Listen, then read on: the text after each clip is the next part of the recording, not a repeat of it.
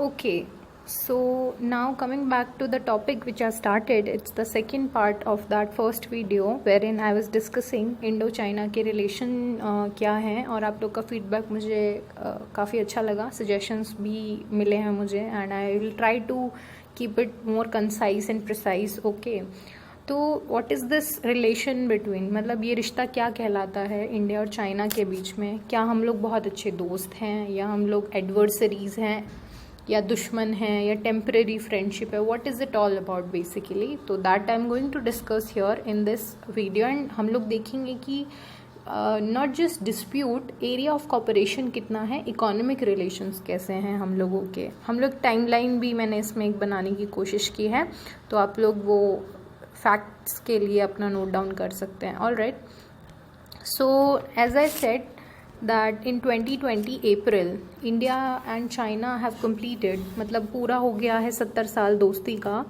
और सेम इसी साल में वैसे 2020 में काफ़ी कुछ हैपनिंग हुआ है, corona virus and lot of other things.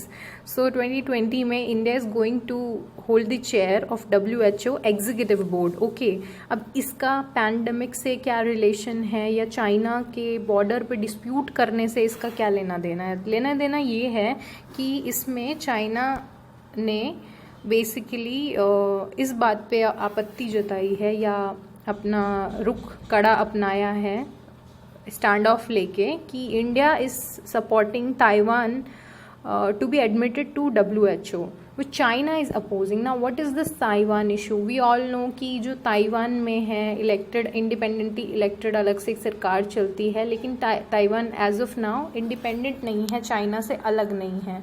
1992 में चाइना एंड ताइवान दोनों ने अग्रीमेंट एक साइन किया था जिसमें ताइपे ने कहा था, आई मीन ताइवान का जो कैपिटल है, कि they won't seek independence from mainland China and where is Taiwan, it is located near south coast island, south coast China पे. ओके, ऑल्सो जस्ट फैक्ट कि 1962 में हम सिर्फ हारे नहीं थे, 67 में हमने चाइना को हराया भी था. ओके, सो ताइवान का इशू बहुत मेजर एक वो है, चाइना अपना ताकत दिखाने के लिए. एक आप बहुत इम्पॉर्टेंट चीज़ याद रखिए कि ये सिंबॉलिक ज़्यादा है, जो ये डिस्प्यूट हुआ है बॉर्डर पे या चाइना ने जो स्टैंड ले रखा है, क्योंकि चाइना को अदर प्रॉब्लम्स हैं.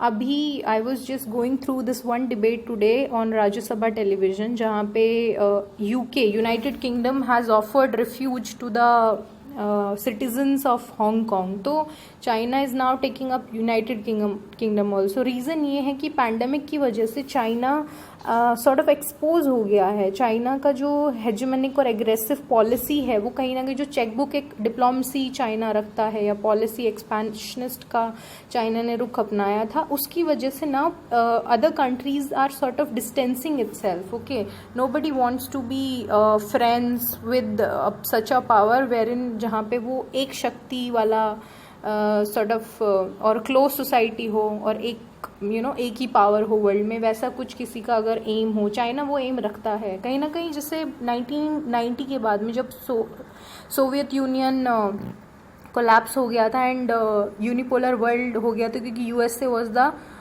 Super power that time. But USA का जो सोसाइटी है ना, इट्स एन ओपन सोसाइटी, तो इसीलिए लोगों को इतना प्रॉब्लम नहीं था.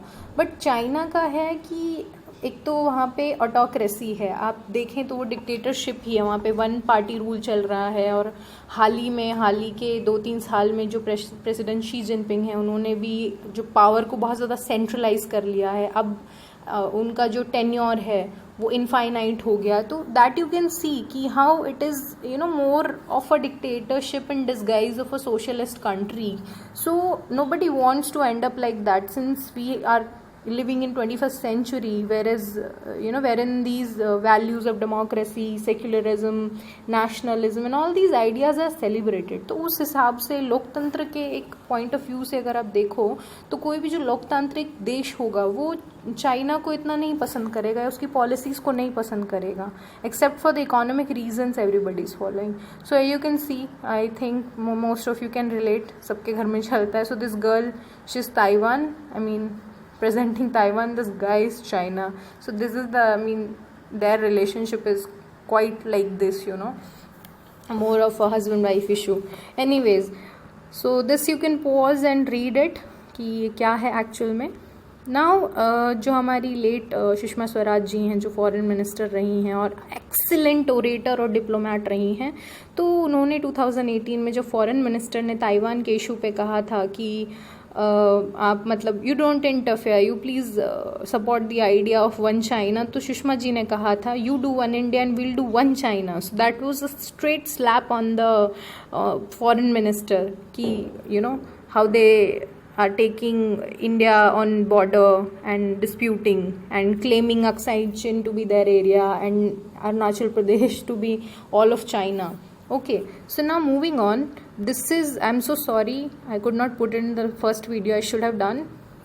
Next time I'll keep it that way. So now this is where the disputed area is. As you can see, there's no pointer, so I can't point, but you can see in red area. These are the disputed region wherein we have the most tension. Okay.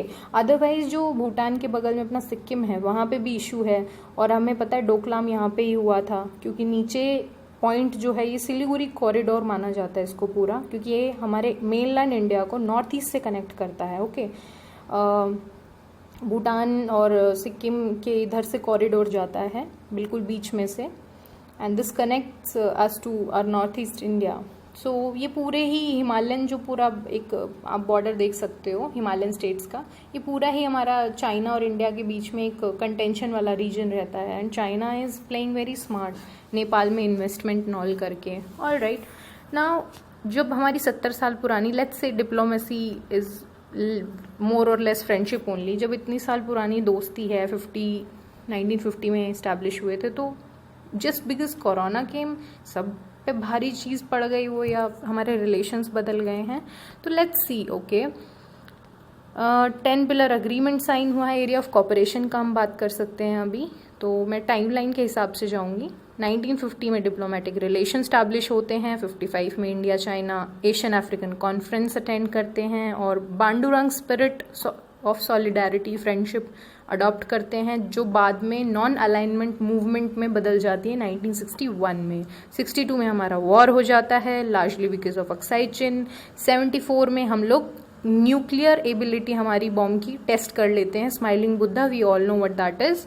And 66 में वापस हमारे relation restore होते हैं. तो you can relate these two events if you can, कि you know जिसकी लाठी उसकी भैंस ना हो.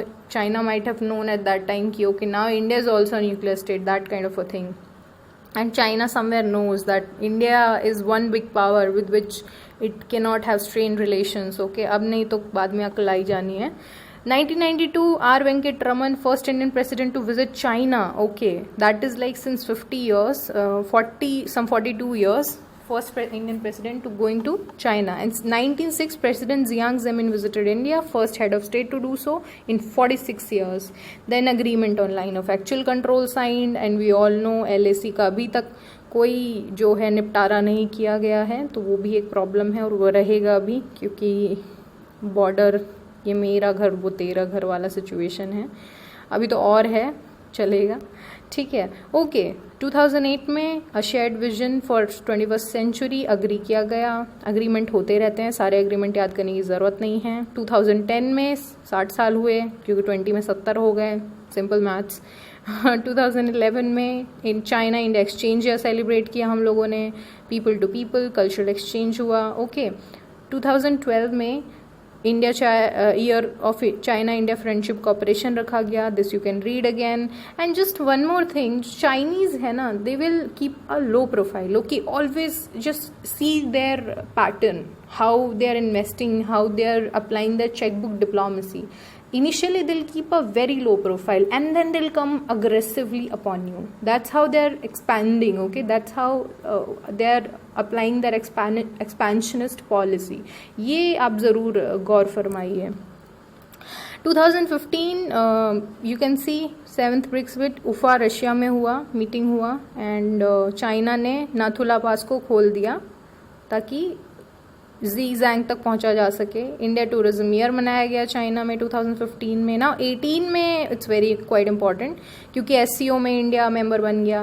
रैट्स का मेंबर तो no been there like RATS, जो एंटी टेररिस्ट ऑर्गेनाइजेशन है apparently that China is fighting. This is very paradoxical. जब मसूद अजहर को डेजिग्नेट करना था टेररिस्ट, तो China was the one which was vetoing meaning उसको रोक लगा रहा था कि नहीं मत करो डेजिग्नेट इस तरीके से. And he I mean the fighting on terrorist operations and all that. This is, China is a big time hypocrite that way, if you see. So that's how you cannot really rely on China and Chinese material as of now. Yeah, so economic relation, धंधा कितना मंदा है, घाटा है या फ़ायदा है? हमको तो घाटा ही है, क्योंकि हम बहुत ज़्यादा इम्पोर्ट करते हैं. मतलब जो मटीरियल इम्पोर्ट करते हैं उसका जो वर्थ है वो ज़्यादा है कंपेयर टू एक्सपोर्ट में. Okay, because we know China is the manufacturer, biggest manufacturer.